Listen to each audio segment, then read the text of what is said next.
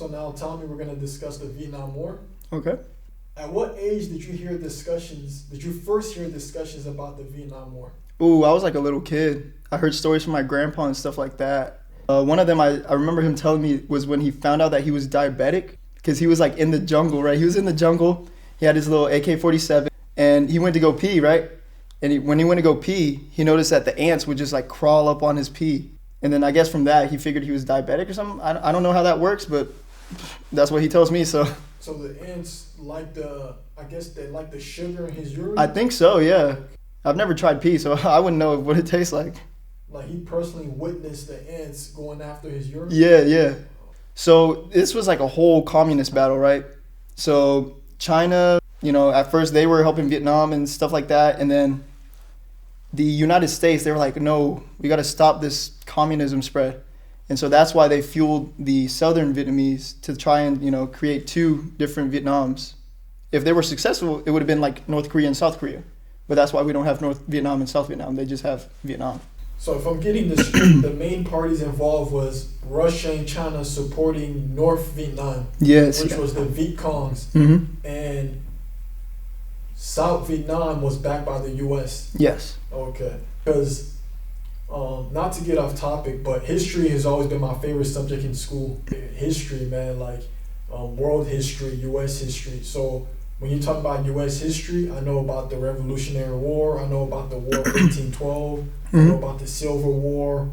Wow. I know about, how the U.S. didn't even want to be involved in World War I, but Pearl Harbor happened and they got involved. I know about World War II. So, I'm a fan of history, but one of the main mysteries was always the Vietnam War. Yeah. So I was just like, man, like I wanted to get first class information from someone who's of Vietnamese descent. So, thank you. No, yeah. Why did the war take place to begin with?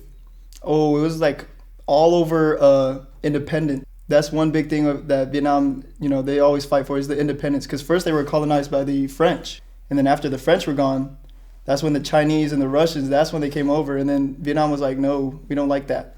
The southern Vietnamese, they don't like that. But the northern Vietnamese, they wanted the whole nation to be communist. So that's why the whole thing even started, is communism. So the U.S. at the time, it just got involved because it didn't want that domino effect, communist spreading. Mm-hmm. If one nation has communists, then the rest is going to have it. Yeah.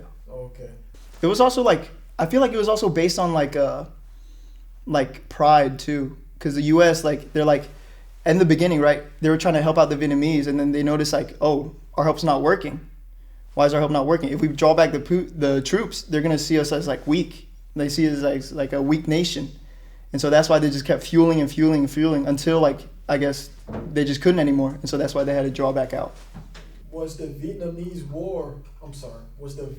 War a war before the U.S. got involved? Oh yeah, for sure. Okay. For sure. It was a big war before. And then once the U.S. came in, that's when things started to go crazy. That's when people started to get up on trees, tunnels, all that.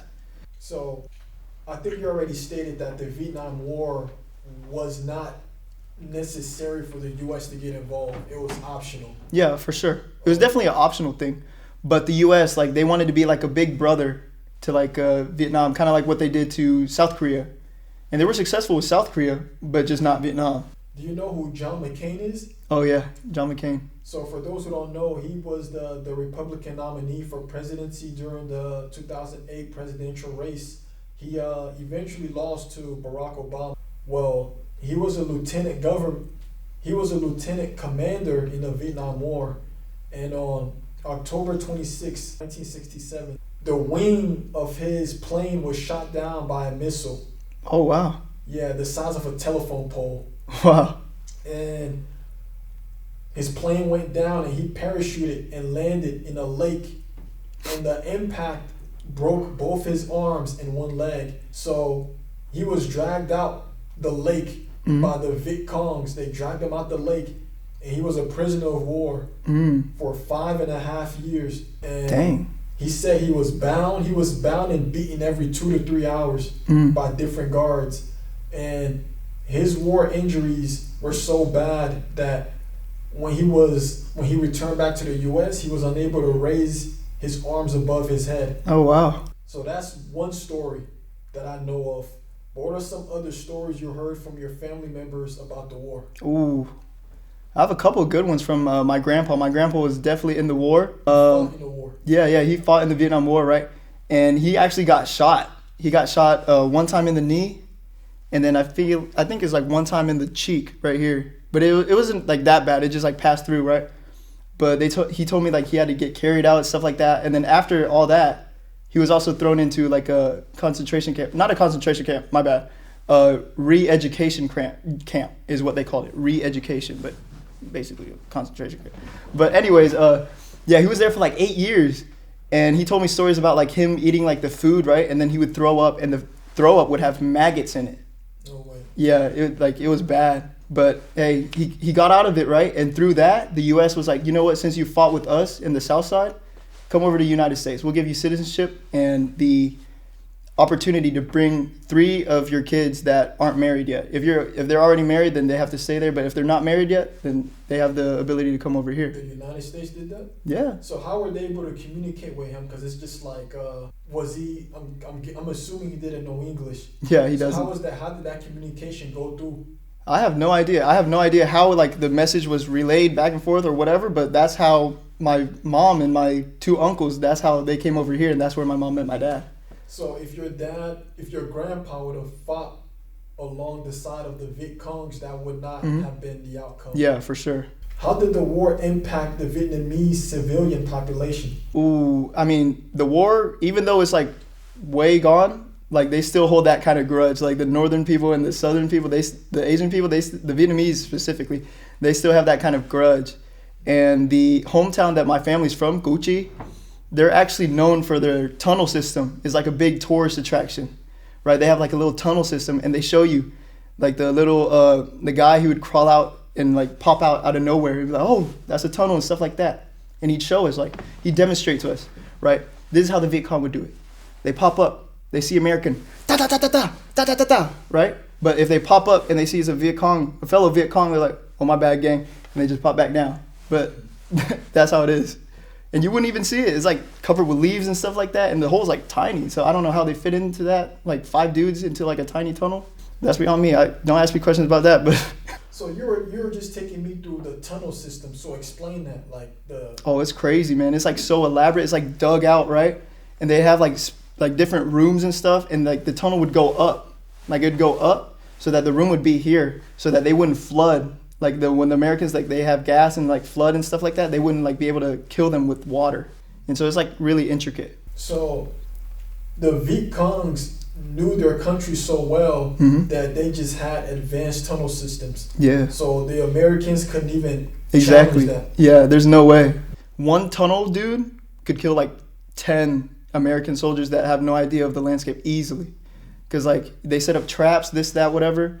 They even pee and poop on the traps. Like, so when you fall into the spikes, you don't die just by the spikes, you die by the infection.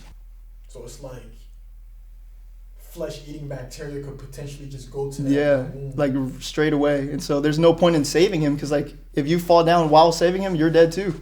So what about the jungles? Oh, it's scary, man. The jungle is scary. Is it similar to like the Amazon rainforest? Kind of like, yeah, like the grass would be like really tall. And it'd be like so many different kinds of rain. Have you seen Forrest Gump?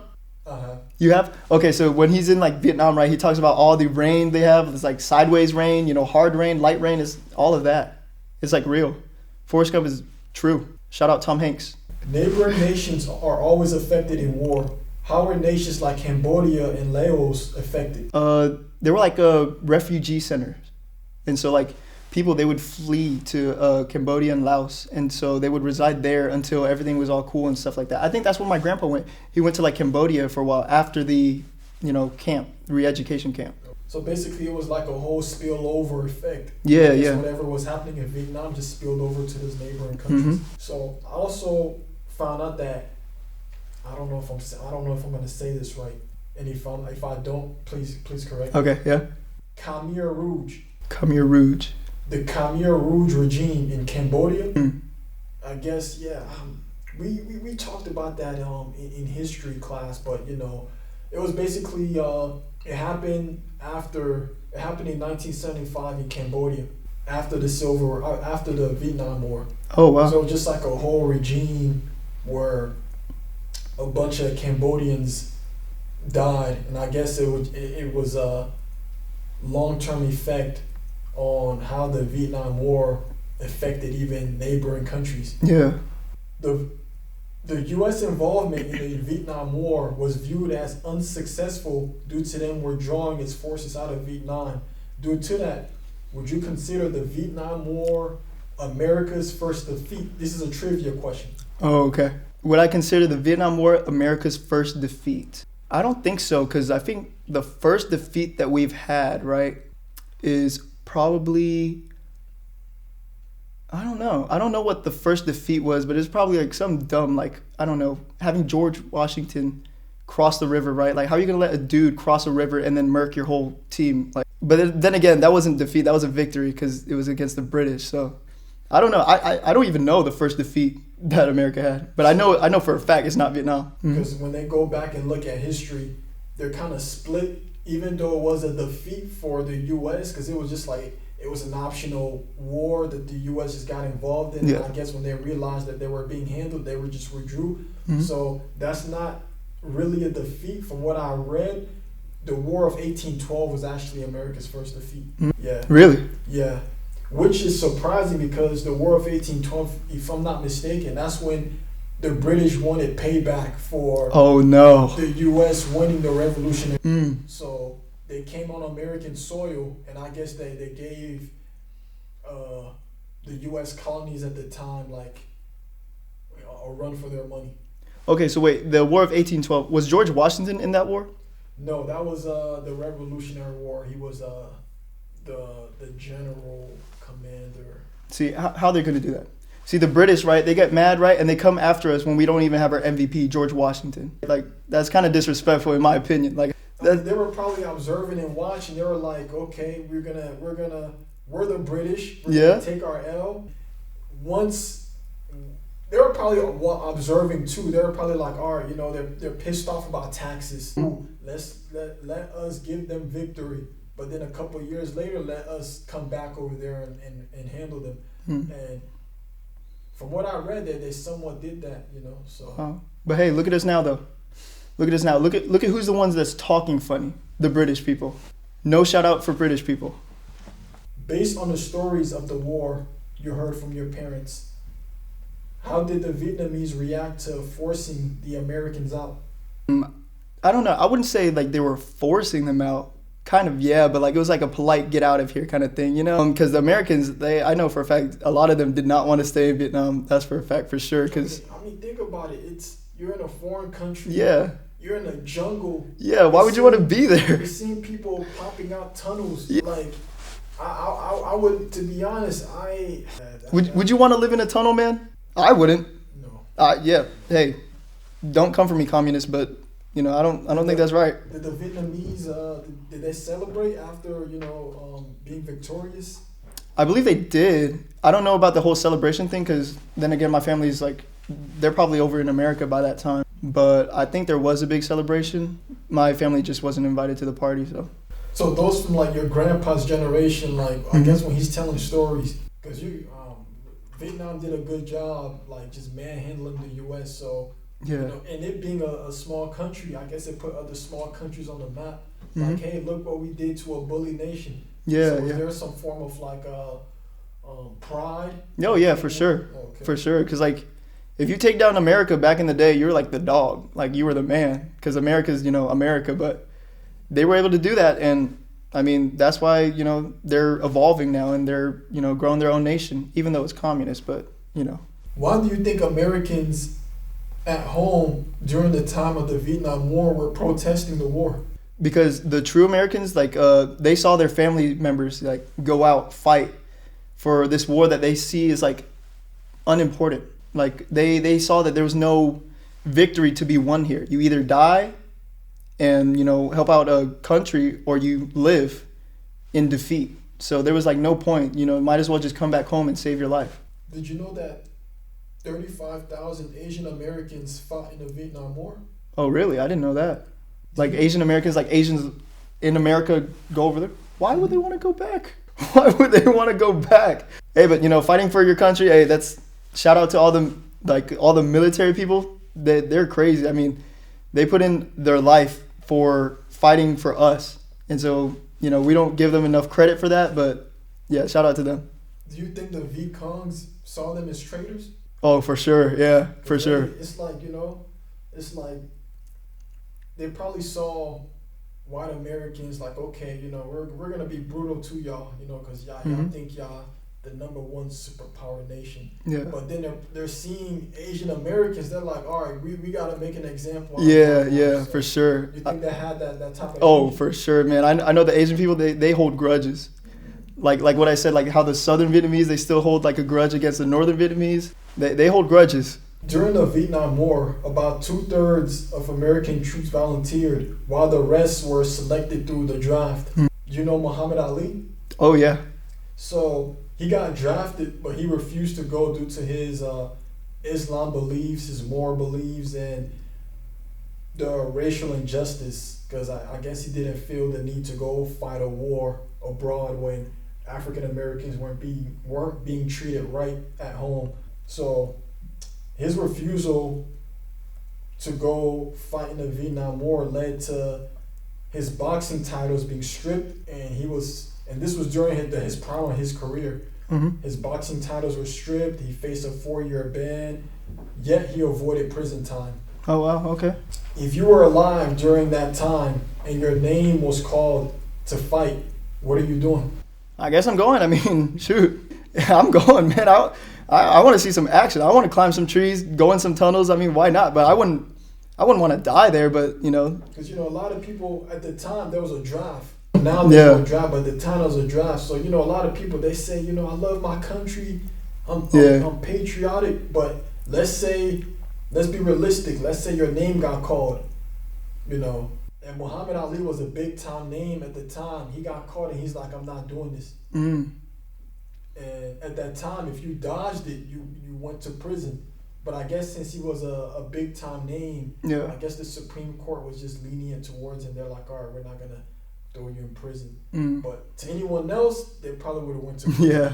So, but you're saying you would went to fight? Oh yeah, I'd go over there, put me on the plane, man. I'll be like a parachuter. I'll jump out with a parachute, bop, bop, bop, bop, bop. Get the job done. Have a good KD too. Why were the Viet Cong so difficult to defeat? Oh, they were. It's like an honor thing, kind of like the Japanese people with the kamikaze. They're like, it's either you die a hero or you live long enough to see yourself become a villain. I think that's a Batman quote. I'm kind of feeling like Batman right now with all the lightings and stuff like this too. But hey, you live long enough to see yourself become a villain or die a hero. That was the two choices. You either die with honor or you die with no honor.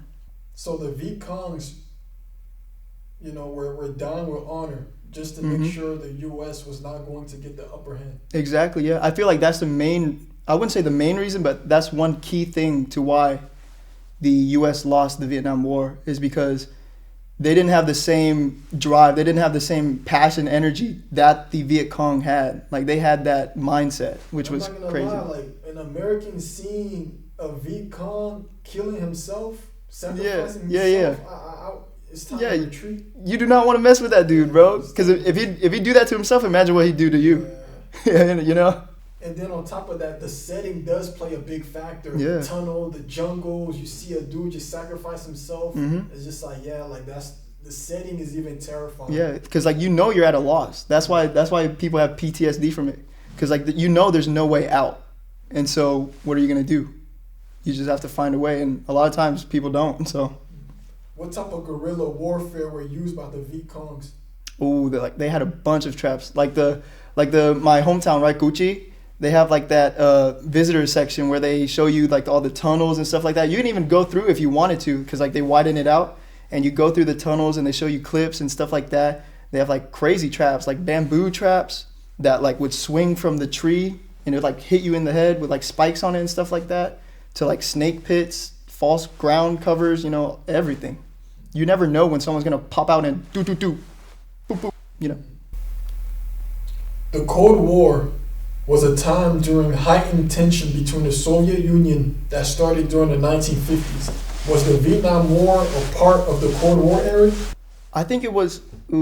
I feel like it wasn't truly a part of it, but definitely you can see the ideas and the way that things were going, that it was gonna carry over. It was kind of like a fallen effect kind of thing. And so I feel like that's like what the domino led to. Is like the Cold War happened. Okay, they can't fight each other directly, so they're gonna find some other countries, and then they're gonna help the other countries fight each other. And so they're kind of indirectly fighting each other through that. Because it's like at the time, it's like Russia and the U.S. were beefing. Yeah. They weren't trying to go at it directly. Yeah, So exactly. it's like, if Russia supports this country, all right, the U.S. felt the need to support, An opposing country. Yeah. Yeah. Kind of like the Cuban Missile Crisis and all that. And so. So, low key with the Viet Congs, I wouldn't say forcing, but with what they did to the U.S. troops, that was a win for the Soviet Union and China. I'd say so, yeah, because they're getting more communist countries out of that. And so through that, they're able to, work together and do whatever communists do behind closed doors. What was the significance of the fall of Saigon in 1975? Oh, that was a big one. That was like, that's like the nail in the coffin. Because like Saigon is like the big city in the South. It's the capital of the South. Was. And then, you know what they did to it? No. They changed it. They changed it to Ho Chi Minh City. And so now it's not called Saigon anymore. It's called Ho Chi Minh City. That's just to put the nail in the coffin, because you're going to name the country or the city that you took over after yourself. And so that's why, that's how like petty the Vietnamese culture is. What are several reasons why the U.S. withdrew from the Vietnam War? Because there's always the big bang, like that main reason. Mm-hmm. But what are like two more reasons? I say a few reasons why is like definitely the troops, or not the troops, the families of the troops that are at home. They just see it as like a pointless war. So they're like, just come home, There's no point in fighting this anymore. I feel like the protests were a big one. A big one is the troops in Vietnam, right? They also saw that themselves. They were like afraid. They're like, oh, you know what? We're not winning this. There's no way we can do this. So might as well just come back home. And then at the time, I think Richard Nixon Mm-hmm. wasn't loved by the nation. Yeah. He wasn't the best. Yeah, he wasn't favored. Yeah, so I guess he even, public perception of him, kind of made people not want to even be in Vietnam to begin with. Yeah, I mean, if your president is not good to begin with, whatever he does, if he sends troops over there, the nation are going to be against it. Yeah. So I guess since he was an unfavorable president, Yeah.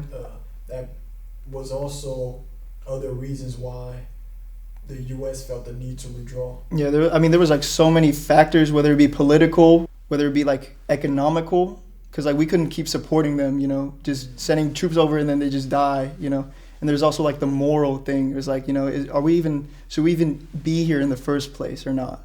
So there's just a whole thing. How did media coverage influence public perception of the war? Ooh, so going back to what we said earlier, how like it was really a loss for the United States, right? But the way that the media put it is like, hey, it's not a loss, this, that, whatever, because they still want to hold that American pride and stuff like that.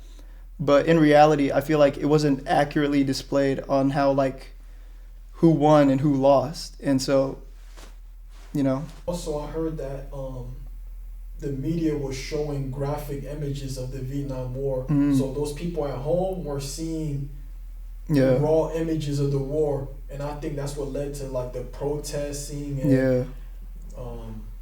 them not liking how the war was heading. What are some long-term effects that the war had on the U.S. and on Vietnam? Ooh, I'd say the long-term effect is the just communism, because like they're still communists to this day, and if you talk bad, they'll get you and stuff like that. But I feel like the emotional long-term effect is the grudge that they still have.